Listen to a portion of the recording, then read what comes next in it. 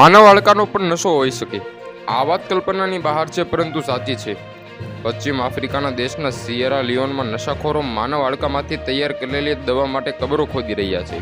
આ દવાઓમાં માનવીના હાડકામાંથી બને છે, તેથી વસનીઓ કબરોને ખોદીને હાડકા બહાર કાઢે છે। કબર ખોદીને હાડકા કાઢવાની ઘટનાઓ એટલી હદે વધી ગઈ છે કે સરકારે તેને ભયાનક ગણાવીને રાષ્ટ્રીય કટોકટી જાહેર કરી છે, તેમજ મૃતદેહોને બચાવવા માટે કબ્રસ્તાનની સુરક્ષા વધારી દીધી છે। સિયેરા લિયોનમાં જે દવાઓ સરકારની મુશ્કેલીઓ વધારી છે તેનું નામ કુશ છે। આ વિવિધ પ્રકારની ઝેરી પદાર્થોમાંથી બનાવવામાં આવે છે। તેના માટે મુખ્યત્વે માનવ હાડકાની જરૂર પડે છે। માનવ હાડકાને જમીનમાં નાખીને તેમાં દાખલ કરવામાં આવે છે।